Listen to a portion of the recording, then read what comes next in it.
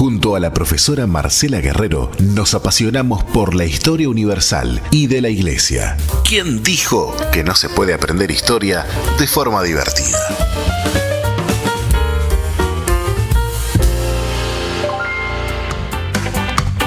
Muy bien, amigos, seguimos adelante aquí en Falta 1 y entramos en esta columna de cristianismo y cultura, columna de historia, junto con la profesora, con la licenciada, con la historiadora Marcela Guerrero. ¿Cómo anda, profe? ¿Todo bien? Muy bien, muy bien. Buenas tardes. Buenas tardes a todos, a toda la audiencia. Bueno, vamos a ver, a avanzar un poquito más en esto. Excelente. Hoy yo ya aprendí algo. Sí. Yo aprendí algo antes que viniera la profesora. ¿Qué aprendí? Que era el Santo Grial. Ah, Ahí está, ¿viste? Que se escucha, es como muy conocida la frase, pero ¿qué significa Santo Claro, Grial? yo no sabía qué era. Yo digo, claro, porque uno lo asocia al Código Da Vinci, Claro. en particular, que es una novela, ¿no? Que es ficción para aquellos Por eso que... vamos a aprender un poco también eso. ¿Qué es el Santo significa? Grial? Y si está en alguna parte. ¿Está en la Biblia? Porque si no está en la Biblia, yo no lo creo. Es una respuesta bien evangélica. No, bien pentecostal. Sí. Pentecostal. Sí. Pentecostal. ¿Y qué hacemos, Mario, si la Biblia dice no fumarás? ¿Podés fumar?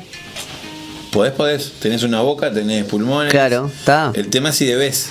Bueno, pero no es si lo tenemos que, si nos vamos a llevar por todo lo que no está en la Biblia no está tampoco que no fumes. En la Biblia, En la Biblia está no. que no te intoxiques con Coca-Cola. Y bueno, por eso mismo, en la Biblia tampoco está la palabra Trinidad, por ejemplo, y sin Exacto. embargo creemos en la Trinidad. Somos trinitarios, no porque vivimos en la ciudad de Trinidad. Bueno, eso está relacionado con el arte también, el desarrollo del dogma teológico. ¿Estará la palabra arte en la Biblia? Porque si no, es Bueno. todo pagano. La palabra, pagano. en la sí. construcción del tabernáculo, por ejemplo, se ve eso, ¿no? Cuando viste que los que construyen ahí. Yo hablo de la concepción de eso, de lo reduccionista que son algunos para claro. dar un argumento a la hora de imponer su moral Sí.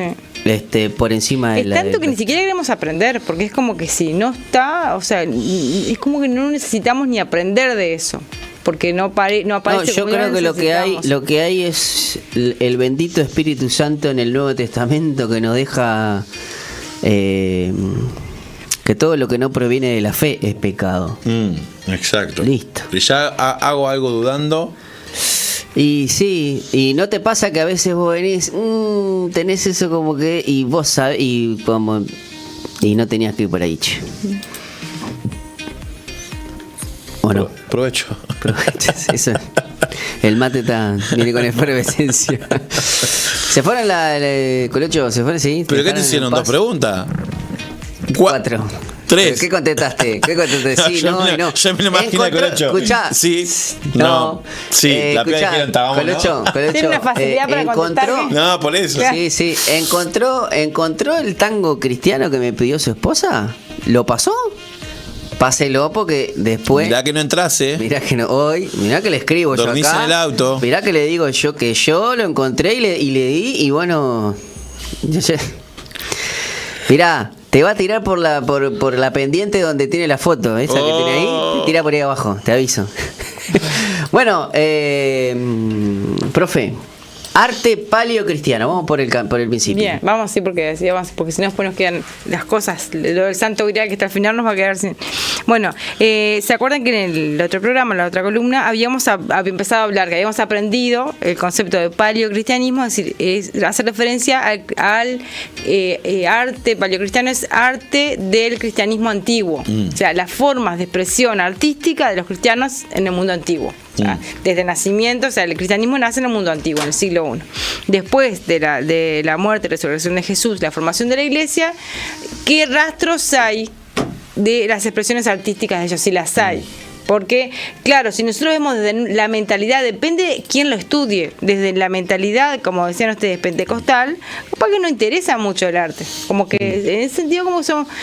Pero En algunas corrientes del cristianismo sí es importante el arte y yo creo que es importante saber, conocer, ¿no? Y si los primeros cristianos se expresaron acerca de, por ejemplo, cómo era Jesús y si lo dejaron plasmado en algo, entonces por ese lado iban Claro, porque todo lo hacen rubio y de ojos verdes, ¿no? Claro, bueno, pero esa imagen es una imagen Hollywoodeña. es una imagen del arte, claro, y ese rubio castaño de ojo y como cabello suavemente ondulado y ¿Con qué se hacía la planchita, Jesús? Y esos ojos claros corresponden a la imagen que creada en el Renacimiento, por ejemplo. Claro. Pero a mí me gustaría justamente en estos programas ir ver cómo se va creando esa imagen de Jesús, que al principio de los tiempos las imágenes que hay no son nada que ver a eso.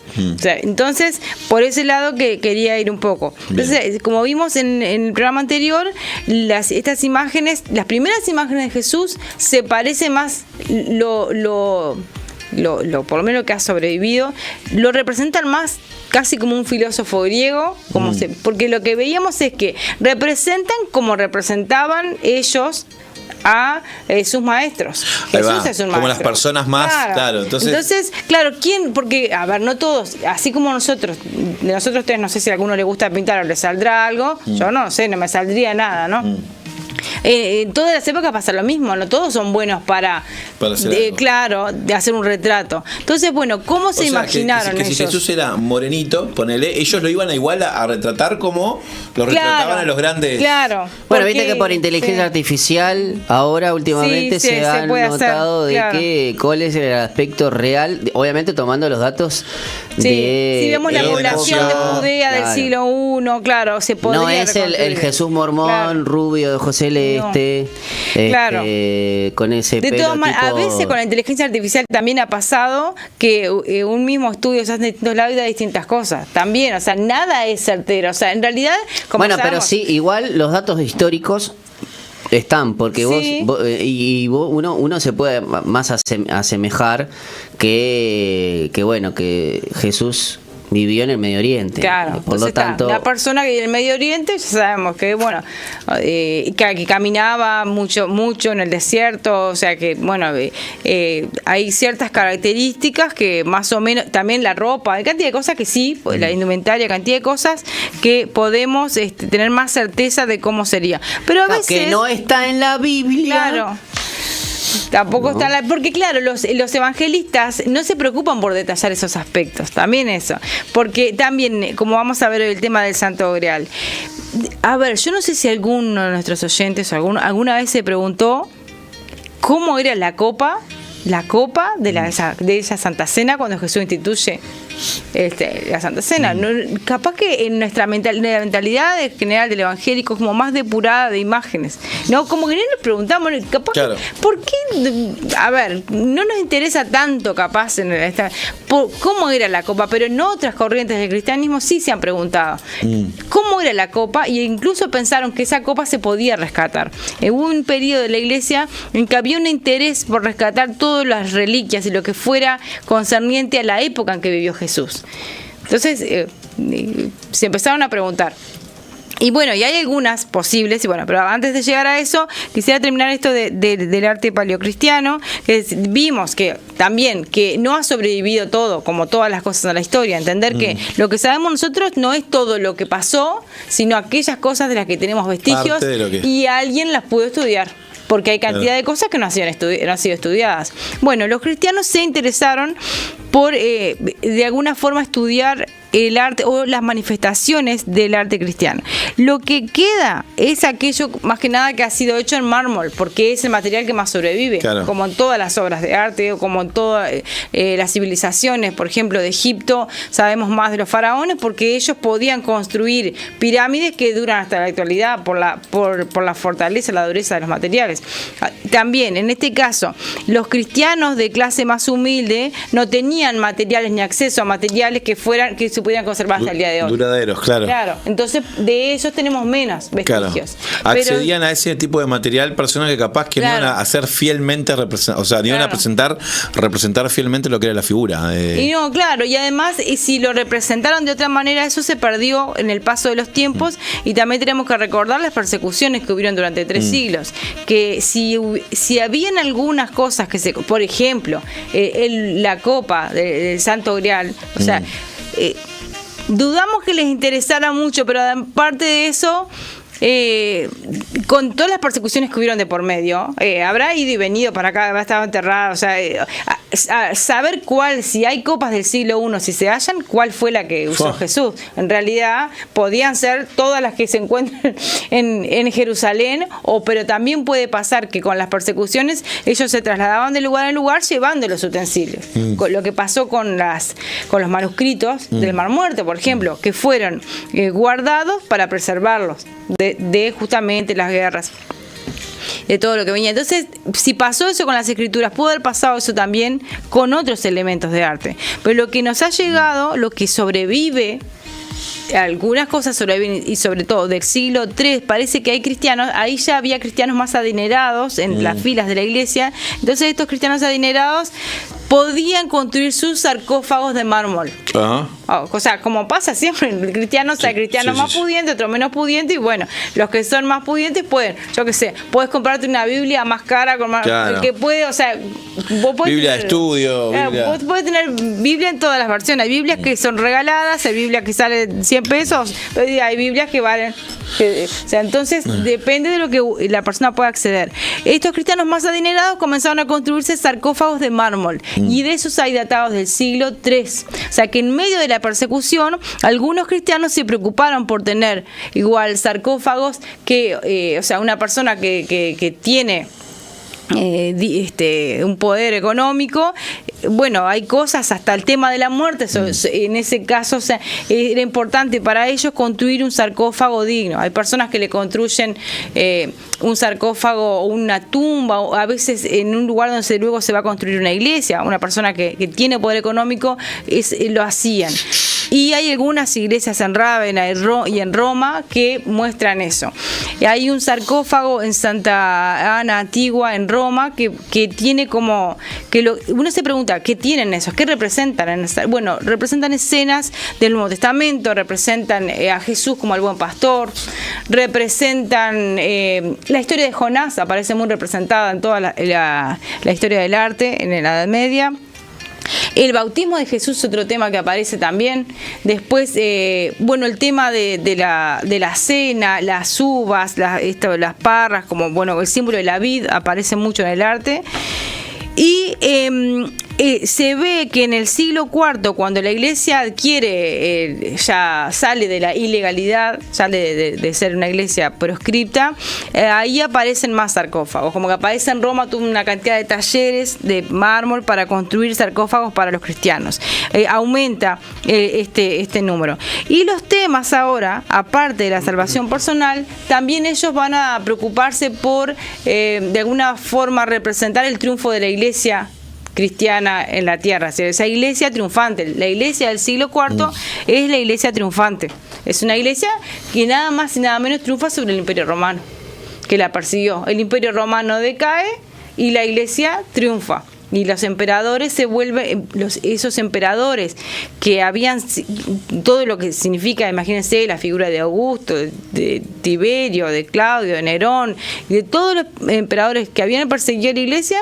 Ahora un emperador romano decreta el edicto de tolerancia en el año 311, luego en el año 313 hay otro edicto, y después encima comienza a beneficiar públicamente a la iglesia. El mismo emperador convoca un concilio, ahí también se meten los temas de teología de la iglesia, el mismo emperador. Entonces, imagínense, todos podemos decir, qué lindo sería tener un gobierno totalmente cristiano, para el que es cristiano, ¿no? Pero también hay todo un tema, un problema que ya lo tuvo la iglesia, que no está bueno volver a tenerlo. Porque cuando la política y la iglesia están, o sea, en el mismo lugar, a veces ocurren cosas que, bueno, según lo que vimos en la historia con esto del imperio romano cristiano, no estuvo tan bueno. La iglesia tiene que, no significa que no haya cristianos en la política, sino que no sea una sola cosa. Claro, la iglesia como institución. Claro, que la iglesia tenga su autonomía. Porque si vos tenés un gobierno que es cristiano, bueno, claro, aparte porque depende de las personas que tengas ahí. Vos estás gobernando para personas que quizás no. Claro, y eso no se puede imponer. Bueno, entonces, por un lado, estos temas aparecen en iglesias que van a ser decoradas con el triunfo del cristianismo, el triunfo, y aparecen arcos, y también aparecen estos emperadores representados en las iglesias, y aparecen incluso himnos a los emperadores. A Constantino, por ejemplo, tiene himnos que le escriben. Mira. Porque, bueno, es el salvador de la iglesia. Entonces aparece también ahí como, algunos ven como un peligro ahí. Porque estas personas que tienen tanto poder y ayudan tanto a la iglesia, se convierten de alguna manera tan importantes para la iglesia, que la iglesia un poco se comienza como a desviar del camino original. Y aparece otra cosa que aparece también en este periodo en el arte, es que esta iconografía, aparte de representar escenas del Antiguo Testamento o del Nuevo Testamento, algunas obras son una especie como de oración, como oraciones petrificadas, son una especie de oración dibujada en la piedra. Y ahí algunos empiezan a protestar dentro de la iglesia, porque algunos comienzan a ver que raya con la idolatría ya. Y entonces ahí, este problema lo tenía la iglesia siempre, ya en el siglo IV, algunos dicen, no, esto ya nos fuimos para el otro lado. No podemos, una iglesia decorada, ornamentada, pero ya ahí se empieza a mezclar, porque las personas que ingresaban a la iglesia, al cristianismo, pero venían de religiones paganas, consideraban esas imágenes como objeto de culto. ¿Cómo haces para cambiar esa mentalidad? Por un lado, la iglesia intentó, cambiamos la imagen de Dios es una cuestión, santo. claro, pero es una cuestión de decir, bueno, o erradico todo y está como esta cultura que nos pasa mucho ahora a los padres, o tenemos esa cultura prohibicionista. Sí. De prohibir todo, y eso pasa, por ejemplo, con las drogas, pasa con lo que sea, con el internet, o prohibís todo, o vas como liberando, o sos tan progresista que liberás todo. Claro. Y yo entiendo que necesitamos más ser reguladores. Yo, por ejemplo, me pasa con mi hija. Yo no la puedo meter en una burbuja, pero mi hija tiene la confianza de venir y decir, bueno, esto es todo lo que hay. Prefiero que lo escuche delante mío, que tenga esa capacidad de elección para decir, ¿estás escuchando la letra de este reggaetón? ¿Lo estás escuchando vos? ¿Viste lo que dice? Bueno, sacale la música. Y ella misma dice, porque si no cae que ella dice, mis papás no me dejan escuchar tal cosa. No, yo como padre, mi gran victoria, y me imagino que vos también, es que tu propia hija te diga, che, ¿estás escuchando la última de esta? Y no, la verdad que no, porque la verdad que es espantosa. O sea, y vos quedarte ahí al lado como diciendo, yo no dije nada. Claro. Ella misma tenga ese poder criterioso. Claro. Obviamente creo que eso nunca pasó en la historia de la iglesia, ¿no? Quizás ahora se ve un poquito más, pero si lo vemos... es más fácil es lo mismo, a veces. Es lo mismo. ¿Te acordás que cuando había la cultura no, dependiendo dentro de la conquista española, habían siempre, dependiendo quién era el sacerdote, exterminaban a los indios o a los nativos, o los evangelizaban. Claro. O sea, hubieron sacerdotes que, sirvieron a fines militares, y otros que ayudaron Yo quiero ir a la conservación. En algo que escuché la otra vez, que en verdad tenía razón, porque muchas veces nosotros dijimos, qué mala liga, nosotros fuimos colonia española, ojalá hubiésemos sido colonia inglesa. Eso lo he escuchado así muchas veces. Y vos sabés que dice, bueno, pues si éramos colonia inglesa, literalmente no hubiese quedado absolutamente nadie, porque los ingleses... Claro, ellos no se mezclaron nunca. No se mezclaron, ¿entendés? Imagínate vos. Claro. O sea, menos mal, porque, claro, obviamente la parte económica se ve unos cracks, pero ellos literalmente... no se mezclaron absolutamente, y literalmente tenían esa cultura. Bueno, cuando se vio en las invasiones inglesas, o sea, chau, no es que te fletaban de one. Yo estoy haciendo un trabajo sobre las invasiones inglesas, después lo No, comparto. porque a veces quedan como que, si fuésemos colonia inglesa hubiésemos sido Nueva Zelanda, hubiésemos sido Australia. Y yo qué sé, o sea, como que si nos hubiesen colonizado los ingleses seríamos más prósperos, ¿no? Con esa aseveración, ¿no? Y yo digo, es de conocer la historia, es de no saber ponerle un contexto a que los ingleses tenían una... y eso que eran protestantes, ¿eh? Tenían una... Sí, el poblamiento de las 13 colonias es por motivos religiosos, ¿sí? Y sí, pero... Justamente, pero esos que vinieron acá, los que vinieron a las colonias, aún así les costó mucho mezclarse con Sí, no, pero es que, claro, que la táctica, la estrategia en las 13 colonias era expulsar hacia el oeste, los van corriendo hacia el oeste, hacia Claro. a los nativos. O sea, claro, no hubo mezcla, no hubo mestizaje como hubo en acá. Hispanoamérica. Claro. Allá era... Sí.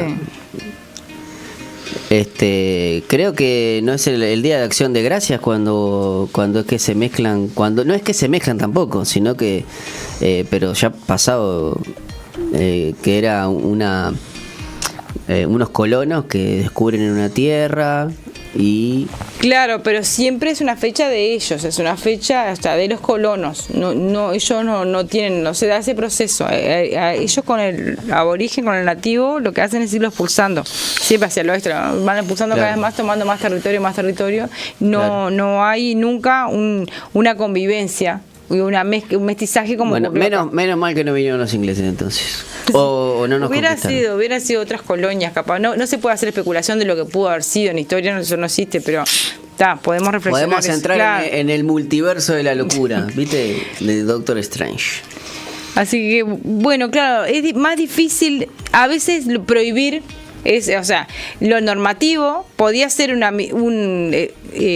ocurrió muchas veces en la historia de la iglesia. Un camino, claro, pero que ha sido nefasto, prohibir todo. Claro, como decías vos, una burbuja. Pero no ha sido lo que ha dado buenos resultados. Entonces lo que ellos hacen es, bueno, cuando reciben toda esta población de origen pagano, que tiene como costumbre a venerar imágenes, de alguna forma ellos tratan de mostrarle el cristianismo a través de las imágenes. Y algunos protestan contra eso. Y en el siglo V se marca como un punto de inflexión, así como que ellos, algunos cristianos protestan mucho de esto, de esta iconografía que ya era demasiado. Y hay un autor que se llama Paulino de Nola, que él dice que ya eso es un exceso, y él dice y es interesante lo que dice, porque él dice que en las iglesias, cuando mucho tendría que haber una cruz. O sea que él lo dice en el siglo IV, ¿no? Y ahí nosotros nos sentiríamos muy identificados con Paulino de Nola. Es como que es un exceso de ornamentación que tiene que utilizarse con fines didácticos, solamente con eso, pero que tengan cuidado porque hay mucha gente que venera las imágenes y que eso se puede convertir en una violación del cuarto mandamiento. Entonces es lo que él ve. Y la iglesia comenzó entonces a partir de ese momento a utilizar el arte con fines didácticos y como vehículo, como propagación de la fe. Lo empiezan a hacer así: vamos a usar el arte para enseñar y para propagar nuestra fe, en un momento que Europa no estaba cristianizada del todo todavía. Ellos ahí en ese momento están en el proceso de cristianizar Europa. Tienen que llegar a todos los rincones, o sea, en todas las fronteras donde era el Imperio Romano estaba habitado por pueblos bárbaros. Y esos pueblos eran pueblos ágrafos y politeístas. Había que cristianizar los celtas y toda la cantidad de nombres de tribus bárbaras, seminómades que se nos vienen a la cabeza. Ellos tenían que cristianizarlos, y entonces ellos piensan que a través de el arte puede ser una manera como vehículo de la fe, como propagación. Pero también acá ocurre otra cosa, es que se están sucediendo los concilios, porque las doctrinas todavía no están elaboradas del todo. Habían comenzado ya desde el siglo I las herejías, la naturaleza de Cristo, y si es uno, son tres. La Trinidad. Bueno, entonces eso se resuelve en los concilios de la iglesia. Y los concilios ahora son los que van a marcar qué formas va a tener el arte. Porque el arte tiene que expresar la teología. O no podías representar a Dios como a vos te tira la gana. O sea, el arte no era libre. El arte va a ser el vehículo de expresión de los dogmas de la teología. Esos dogmas se construían en los concilios. Profe, ¿y a todo esto, en qué siglos que nos Y vamos acá a estamos posicionar? en siglo IV, V. Por ejemplo, en el siglo IV, ya después de que la iglesia, el Imperio Romano se hace cristiano, la iglesia está en el poder. El Imperio Romano primero, el cristianismo primero es tolerado, luego se convierte en religión oficial del imperio, y luego el Imperio Romano cae. Y durante todo ese proceso que el imperio va decayendo, la iglesia también va construyendo su teología, estos dogmas. Y hay un dogma interesante del Concilio de Éfeso del año 431, que es el dogma que establece la doctrina de María como la Madre de Dios. Y ahí por ese lado sería. Entonces, si María, y ellos incluso en ese concilio declaran anatema a todo el que no confesare que María en griego es Theotokos. Bueno,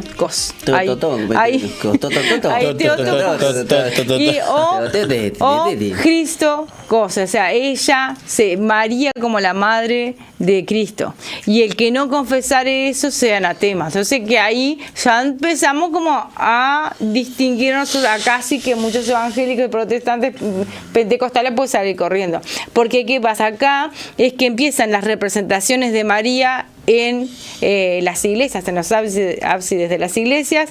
María comienza a ser representada así. María también es parte del proceso de salvación. Y eso ahí, bueno, después justamente, eso comienza en el siglo IV, V a producirse. Después justamente 10 siglos después, los reformadores van a comenzar la iglesia protestante va a surgir. El cristianismo protestante va a surgir recién en el siglo XVI, o sea que hubo como 11 siglos en que la doctrina se fue representando así. Recordamos lo que siempre decimos, que era un pueblo que no tenía acceso a la escritura. Entonces las maneras de conocer las doctrinas era a través del arte, a través de las representaciones, y bueno, y acá aparece María entronizada en el arte también, y es una forma de decir, María es importante, es muy importante, según el Concilio de Éfeso, es la madre de Cristo. Por lo tanto, como Cristo es Dios, María como madre de Dios, que esta palabra griega yo le digo Theotokos, es de Dios madre. Entonces, viste que ahí se comienza como a complicar la existencia. El dogma y el arte van juntos, porque el arte va a ser expresión de la teología. Y otra cosa que es importante en esto, que el arte comienza a volverse como un lenguaje internacional, pensando en un espacio como Europa, ¿no? Internacional para ese mundo que ellos conocían. Y aparecen estas figuras hieráticas, que son figuras sagradas, como entronizadas así, y con el halo que comienzan a dibujar. O sea, viste cómo en el arte en realidad hay cosas mucho más complejas detrás, porque esa es la expresión de la doctrina de la iglesia. El artista no iba a pintar como le parecía. Claro. Tenía que pintar y ojo que la iglesia vigilaba y podía castigarte si vos si como artista ibas a representar algo que no era lo que la doctrina decía. No se podía representar a Dios. Y si no, a la hoguera. A representar a Dios de otra manera. Y mismo Jesús también, no sé cómo estamos, y ya vamos a ir Vamos a ir a la pausa porque vamos a hablar del Santo Grial. A la vuelta hablamos del Santo Grial. Qué buen nombre para una banda. Santo Grial. Para una banda de black metal. ¿Qué te parece? O por una empresa. De bizcochos. ¿Por qué? Y tenés un producto que es el Santo Grial. Una bola de fraile rellena de dulce de leche. ¿No, profe? No ¿Qué sé, le parece? no opino, no contesto. ¿Cómo que no le gusta o no le gusta el dulce de leche? Sí, pero ahí me pongo media con el tema, una panadería con nombre de Santo Grial, no. Ahí me pongo. Hay uno que se llama Yeshua, hay tantos nombres. Sí, claro. La Rosa de Sharon. Pero Rosa de justamente Sharon. eso habla de la mentalidad evangélica pentecostal. ¿Por qué? Porque sí, un católico en el loco le va a poner a una panadería Santo Grial. No, Ni Santo Grial, Yeshua. ¿sabes lo que vos? No, es para un vino. Tanat. Eso justamente nos habla de la mentalidad evangélica. Porque no, como que me gusta, ¿sabes? Para depurada. un nombre para arrancar en ¿cómo es? Para arrancar en la D. Santo Grial. Claro, como nombre de equipo de fútbol, el Santo Grial. Hoy te vinimos a ver, el Santo Grial, mira. Parecen liberales del siglo XIX, nacionalistas del siglo XIX en contra de la Iglesia Católica, parece. ¿Viste? Buenísimo. No, nacionalista no me gusta. Racionalista. Racionalista, sí. Poner racionalistas, liberales. Excelente, vamos arriba. Nos vamos a ir a la pausa con los chavos. Acuérdese, hay que poner. Ahora están pidiendo folclore, atenti. Se va a armar quilombo y no va a ser mi culpa, yo te aviso. Vamos a la pausa y enseguida regresamos.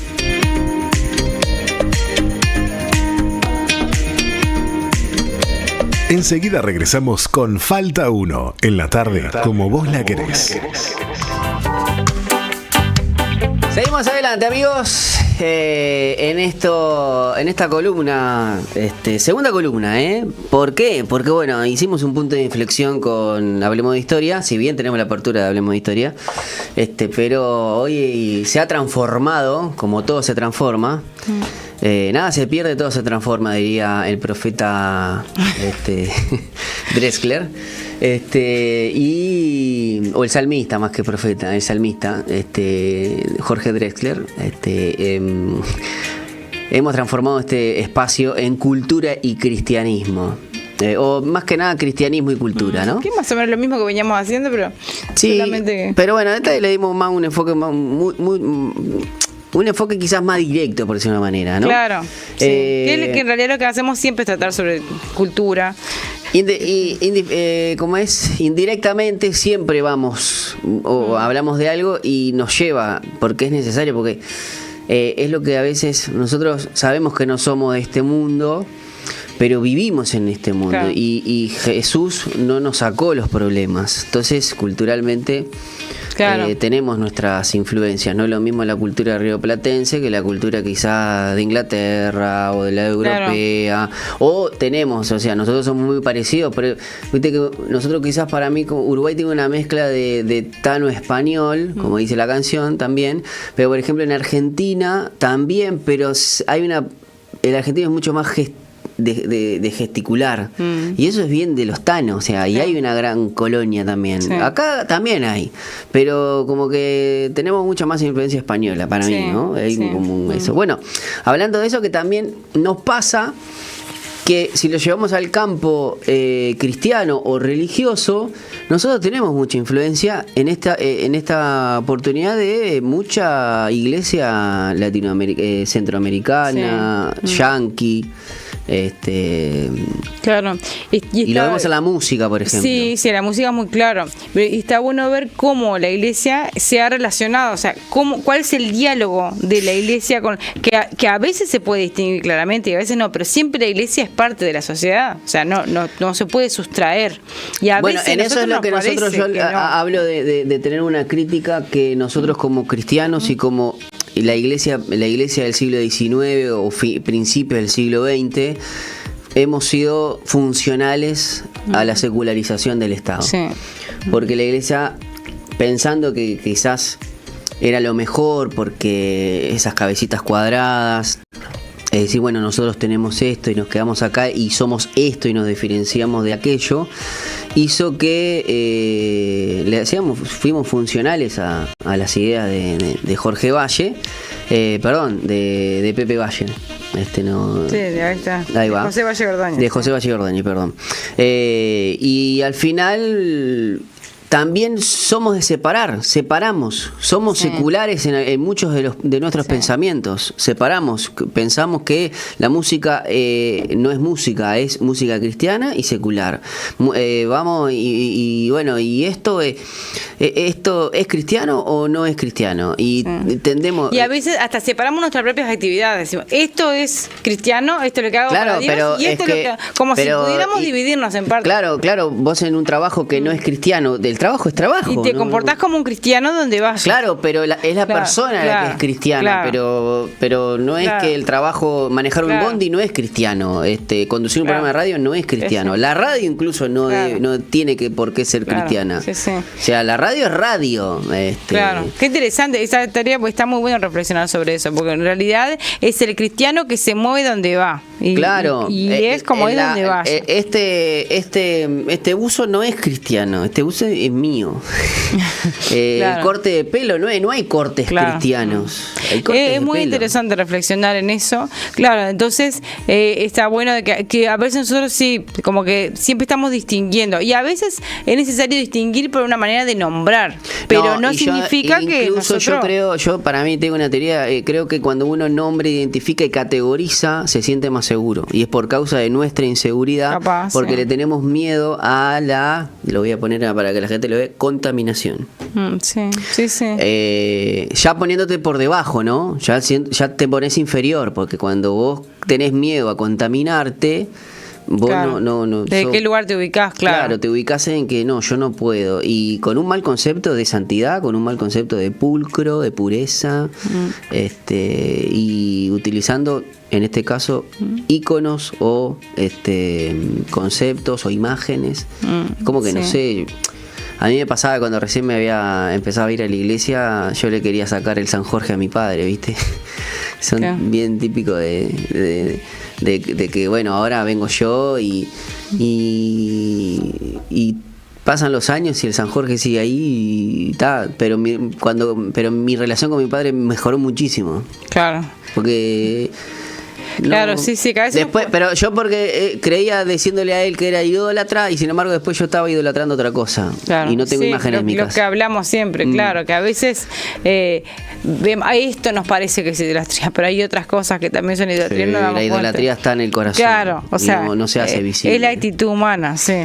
Bueno, profe, ahora en estos últimos 15 minutos hablemos del Santo Grial. Vamos a hablar del Santo Grial. La primera vez que yo escuché algo del Santo Grial tuvo que ver con esa moda del Código Da Vinci, de Dan Brown. Hasta ese momento no sabía absolutamente de lo que era el Santo Grial. Hizo famosa esa expresión del Santo Grial, que en realidad pasa que Grial, la traducción es una conjunción desde un término francés y también inglés, entonces es difícil, pero en realidad Grial significa copa.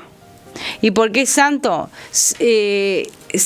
Santo Grial es porque hay toda una construcción que arranca en la Edad Media sobre cuál es la copa en la que Jesús tomó la última cena con sus discípulos. Cosa que, por eso digo, depende del cristiano y de los temas que nos interesan a los cristianos, si alguna vez nos podemos haber preguntado si eso existe todavía. Capaz que justamente desde la mentalidad protestante, en realidad no importa tanto, o sea, no, justamente una de las cosas con las que protestó el protestantismo originalmente es contra la veneración de las reliquias.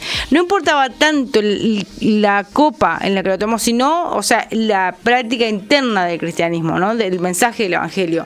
Esa, por un lado, por eso va la espiritualidad protestante, evangélica, pentecostal, ¿no?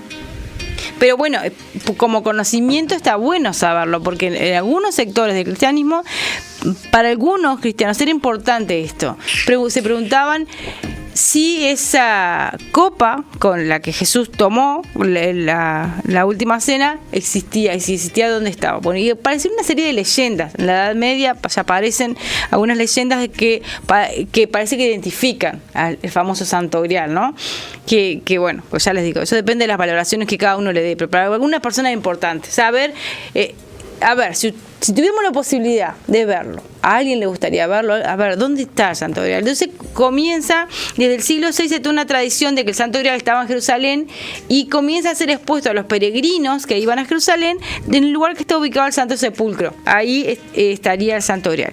Pero ocurrió que en 1910, o sea que en el siglo XX, ocurrió de manera medio accidental el hallazgo de una copa que se pensó que podría ser la copa del Santo Grial. Y eso que tenemos los seres humanos, que nos interesa lo misterioso. Claro, a mí me gusta, si hay una película que me encanta, encuentre donde encuentre, que estoy haciendo zapping, es las películas estas ¿cómo es esta que se llama? La que está Nicolas Cage Colocho ahí, que es la búsqueda del tesoro. Búsqueda del tesoro no es la búsqueda del tesoro, pero hay cosas. El tipo es un cazafortunas y busca enigmas. Y por ejemplo, hay algo que tiene que entrar a robar simplemente para ver la primera página de la Constitución de Estados Unidos. Yo la vi esa película, sí. O sea, creo que hay 1 y 2. O sea, y viene de una familia que conoce tantas historias y tantas, que son tesoros y todo. Y claro, para algunas personas eso, entonces, esas historias están de más. O sea, sí, para el que le gusta, ¿no? Si ponerse a pensar, entonces, poder ver, a ver, si existiría esa copa, y en 1910 se halló esta copa, que era una copa de plata, que además tenía como adentro como otra cubierta de plata, que tenía alrededor una cantidad tiene digamos, la base mide más o menos 7 centímetros, es corta, y se pensó, y está toda... es de plata bastante como en mal estado, de tantos años, ¿no? Vale, sí, suponiendo que fuera del siglo I, ¿no? Pero después vamos a ver de cuándo es. Sí, porque supuestamente está ahora en la Catedral de Valencia, ¿no? Es esta la que Ahora yo te muestro la que yo tengo. Si el Santo Grial, venerado cálice de la última cena, se encuentra su morada en la Catedral de Valencia. O sea, hay algunas cuantas copas que se han muchas veces a lo largo de la historia identificado como que podrían ser. Pero en el caso de esta, que tiene fuste corto, es decir, el cuello de la copa, digamos, es corto, y la base de 7 centímetros, pues mide más o menos de 18 centímetros por 15 la copa. Entonces, alrededor de la copa tiene todos unos dibujos. Mira, es interesante la copa también para la historia del arte. ¿Por qué? Porque aparece Jesús representado, aparentemente, son las atribuciones de los significados que se le da. En un lado parece que está Jesús, pero este Jesús aparece imberber. Jesús no tiene barba ahí, en ese lado de la copa. Del otro lado, Jesús tiene barba. Entonces, aquello que hablábamos en la otra columna, de que en las representaciones de Jesús aparece Jesús sentado como en un ademán, es una imagen eriática, así como que las imágenes eriáticas son imágenes que vos las ves y decís, es una imagen solemne. Es la imagen de alguien que es importante. Él está enseñando. Algunas de las imágenes sagradas tienen estas características. Y alrededor aparecen lo que se ha considerado que eran los apóstoles. También hay sobre una escena pastoril que es propia de la época, con vides, hojas y distintas cosas, y debajo hay un águila. Y había tantas leyendas en cuanto a eso, que en la Edad Media había una leyenda que decía que la copa no solamente había servido para... Qué interesante, ¿no? Porque el ser humano puede crear tantas historias. La copa había servido para la Santa Cena, pero también había servido para recoger la sangre de Jesús. Viste que esas cosas nunca se te hubieran ocurrido, nunca se le ocurrirían capaz a un cristiano pentecostal, pero son cosas que a través de los siglos los cristianos se han preguntado. Y bueno, parece que a través de la historia la habían identificado, y que todos decían que esa copa estaba en el siglo VI en Santo Sepulcro en Jerusalén. Pero este hallazgo de 1910 vino a impactar. A veces ojo con los hallazgos, porque a veces decimos un hallazgo y todo el mundo, mirá que hallaron tal cosa, pero a ver, hay que ver si lo que hallaron es realmente lo que dicen que hallaron. En 1910 aparece esta copa y algunos pensaron que era una falsificación moderna de la copa, que no les gustó, que se le atribuya todo eso, y hubo todo un trabajo en que incluso la fecharon en el año 50. O sea que si esa copa era original y era del año 50, entonces podía ser fehacientemente la copa de la última cena. Pero ese estudio tuvo unos años de vigencia, pero fue discutido, y en 1954 se pudo comprobar la autenticidad del Santo Grial, de esa copa con la que se decía que era el Santo Grial, pero se pudo constatar que no era del siglo I, sino que era del siglo VI. O sea, entonces cayeron todas esas teorías, podemos decir entre comillas, que decían que era la copa Siempre hay auténtica alguno de que Santo quiere Grial. Demostrar, por eso, o sea, ese afán del ser humano, como decir, a ver, encontrar la copa. Por eso digo, depende para quién. Para alguien, sí, decir, a ver, no le pasa nunca por la cabeza cuál es la copa y si hiciste la copa, pero para algunas personas era importante. Bueno, se comprobó que era auténtica, pero que era del siglo VI. Y otra cosa que es interesante es los significados que se le atribuyen a lo que está representado ahí. Porque aparece esta figura que parece Cristo, pero que de un lado aparece Cristo con barba, del otro lado Cristo sin barba. Como vimos en las primeras representaciones de Cristo, Jesús, la imagen de Jesús aparece sin barba. En el arte paleocristiano Jesús no tiene barba. Entonces, lo que me gustaría hacer en otros programas es ver cómo se va convirtiendo la imagen de Jesús hasta la imagen más popular, capaz que seguir este derrotero de la imagen de Jesús a través de la historia. Es difícil hacerlo por radio porque no tengo cómo mostrar las imágenes. Claro. No puedo hacer una presentación como puedo hacer una clase, pero con algunas características creo que los oyentes se pueden identificar algunas, porque aparece un Jesús que también, a medida que la teología se va desarrollando, este Jesús comienza a ser representado para explicar la teología. O sea, aparece la idea de lo que se llama el Pantocrátor, que es el Señor Todopoderoso. Un Jesús que ya no es sin barba, tiene barba, pero además tiene una postura de emperador. Y eso es una construcción, porque la iglesia identificarse con el imperio, si la iglesia se identifica con el imperio, Dios tiene que ser un emperador. ¿Y cómo representamos a un emperador? Que es fuerte, porque al final, o sea, nos ayuda a comprender un montón de cosas, de cómo se ha representado a Dios, a Cristo, sobre todo Cristo. La imagen del Padre no aparece casi representada. Es la del Hijo. Las pocas imágenes que hay del Padre es, por ejemplo, la creación. ¿Viste? La imagen de la creación que le tiende la mano así, esa imagen tan famosa. Sí. Bueno, son de las pocas imágenes que hay. Pero cada vez del Padre. que se pone a Dios el Padre, estoy hablando, por ejemplo, de los Simpsons, ¿no? Un gran trono blanco y está todo, pero la cara está blanca. Claro, porque bueno, ahí es fiel más o menos al relato bíblico, o sea, no conocer el rostro claro. de Dios. Y bueno, en cambio, la figura de Cristo, como esa humanización del verbo. Con una bata blanca y un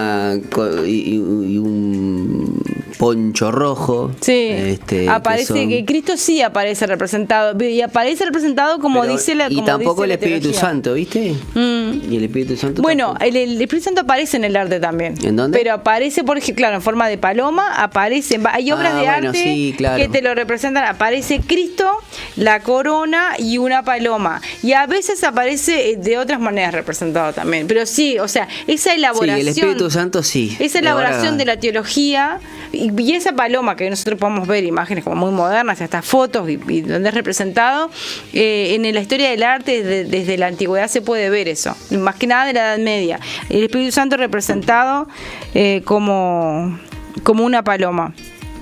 Así que bueno, sobre el Santo Grial, bueno, nadie puede decir con exactitud, esta es la copa. Claro, nadie que tampoco le puede decir. Está bien, pero ponele, ¿no? El asunto acá, profe, es no debería cambiar nada el credo. Y no. O sea, no si le das bolilla o no le des bolilla. Claro, o sea, no. son cosas que tampoco porque a lo que voy es que tampoco por buscarlo, por encontrar estas historias fantásticas, te vas a convertir más espiritual, Claro. o por no hacerlo. Sí, lo que sí capaz de una de esas es cuando ya tildás de, no sé, de esto o de poco religioso o Claro. de esto, porque hacen algo que quizás a vos no te gusta, y es una Claro. cuestión que a vos no te gusta. Claro. Pero es buena información y Está y bueno que en el reino de los cielos hay ocupa lugar para saber. todos. ¿Eh? Que en el reino de los cielos hay lugar para todos. Claro, que sí. estas cosas, o sea, claro, lo que pasa es que de repente depende del lugar y dónde esté el cristiano, pero en algunos lugares, por ejemplo, en las universidades, estos temas es importante saberlos, porque ¿qué pasa?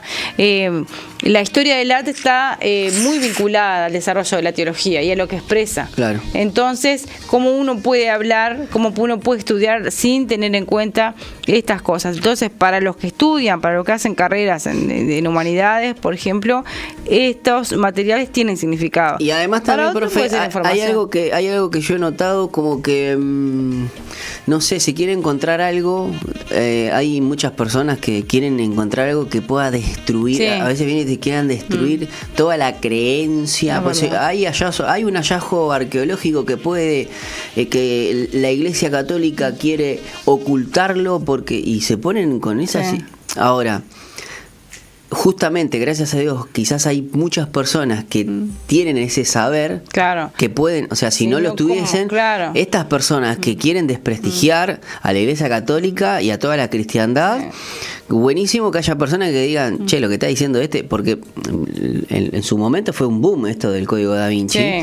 Y yo me acuerdo una reunión con Miguel Pastorino. Sí, bueno, Miguel Pastorino es uno de los que más ha trabajado. Estudió y trabajó y todo, y ya tiró, o sea, la charla dura como 2 horas, pero a los 15 minutos ya te das cuenta que, o sea, no, él porque quiso profundizar más, pero en los 15 minutos desbarató todo lo que hizo este hombre, claro, o sea, que lo hizo, por eso, que tampoco lo quiso hacer en contra de la Iglesia Católica. Él escribió un libro, claro, y después, después agarró todo. Pero como a veces sobre expresiones así se fundan cosas. A mí en la humanidad me pasa un montón de veces de que la gente pero está diga, eso de que María Magdalena fue esposa, claro, de Jesús, y está la beta, cantidad de cosas, y vos agarrás y decís fuente Time News Roman, o sea, fuente Comic Sans, porque vos agarrás, ¿y cuál es tu fuente? El Código Da Vinci. Es una novela, papá. Claro. Estamos hablando de... Entonces, en ese sentido es importante que los cristianos por lo menos tengan nociones, y si les interesa profundizar, sepan que hay material para poder estudiarlo y que presentar un relato coherente, ¿no? Ahí está. Bueno, profe, la verdad, muchísimas gracias. Hoy estuvimos hablando de cristianismo y cultura, arte paleocristiano y el Santo Grial. ¿Vamos a hablar del sudario también? Podríamos hablar del sudario, sí, bueno, podríamos hablar del sudario, nos queda el sudario. ¿Vamos a hablar de si Jesús tenía hijos? Podemos hablar de los evangelios apócrifos. Uy, qué buen tema ese de los evangelios, el Apocalipsis de Daniel, por ejemplo, sí. El libro de Enoch. Podemos, sí. ¿Usted cree que existió Lilith? Bueno, ojo, yo no puedo decir eso. No, ya sé, estoy bromando, ¿no? Pero sí, está el Evangelio de Judas, que también en su momento. Es que hay un montón de evangelios, hay muchos evangelios. El Evangelio de Tomás. Y el Evangelio de Magdalena. De María Magdalena. O sea, capaz que un día podríamos dedicar un claro, que son más conocidos son los más conocidos del Evangelio de Judas, ¿no? Pero son esos son evangelios agnósticos o gnósticos, creo que se llaman, ¿no? Hay algunos que son gnósticos, entre los apócrifos hay unos cuantos. Pero esas diferenciaciones son las que tendríamos que hacer como una intro para que la gente entienda, ¿no? Claro. Porque hay... Sí. Tendríamos que dedicar un programa a explicar, bueno, qué son los 4 evangelios y los evangelios que se consideran del canon, por qué se consideran del canon y por qué se dejaron atrás. Porque, por ejemplo, esa es una de las cosas que he escuchado, por ejemplo, en Humanidades. Algunos dicen, no, porque los católicos se escondieron los otros evangélicos. No, si lo buscas en internet. El Apocalipsis de Daniel está en internet. Claro, escondieron porque en realidad las autoridades de la iglesia los escondieron y pusieron estos 4. Pero en realidad no es que, ¿por qué consideraron eso sagrado? Sería que debería que preguntarse. En realidad no es que los escondieron, porque tenemos acceso a ellos, podemos verlo. O sea, pasa que uno pone evangelios apócrifos y piensa que es oculto. Claro, entonces está bueno que a veces la gente, yo digo humanidades de los compañeros, no es que los profesores digan eso, pero de la gente que estudia historia, estas cosas que yo estudio, a veces tienen estas cosas y ellos te dicen lo que saben, porque nunca lo estudiaron en ningún lado. Entonces está bueno poder difundirlo. Nunca tampoco se encontraron con gente preparada y capacitada como para esas dudas que son razonables. Ahí está, como el Uruguay no nos interesa, los cristianos tampoco. Claro, pero esas dudas que son razonables, claro, no sabemos cómo responderlas, porque no estamos preparados para eso. Eso mismo. Así que bueno, estudiar. Profe, nos reencontramos dentro de 15 días si Dios quiere, ¿eh? Si Dios quiere. Si no hay reunión, esperemos que Dios quiera. Yo creo que Dios quiere. Yo A veces sé. lo que no queremos somos nosotros. No, O que mentira. no podemos. O que no podemos. Que no haya reuniones, nada. Sí, que no haya nada raro. Dentro de 15 días no sé qué fecha será, pero... Todavía estamos en mayo, me parece. Creo que es el último Sí. miércoles de mayo que vamos a tener. Creo que Ahí ya voy a pasaron. tener, creo que voy a tener 50 años en el próximo programa. Oh. Sí, porque estaba viendo si me calculaba antes, pero sí, Bueno. creo que Así ahí que bueno, sí. lo vamos a hacer, Ese es vamos a hacer una tortita. Mi último programa, sí. Claro, su último programa en la cuarta década. Claro, ay, sí, una nostalgia tremenda. Colocho, nos vamos hasta mañana, Gracias a todos ustedes. Nos reencontramos con Falta Uno mañana a las 14 horas.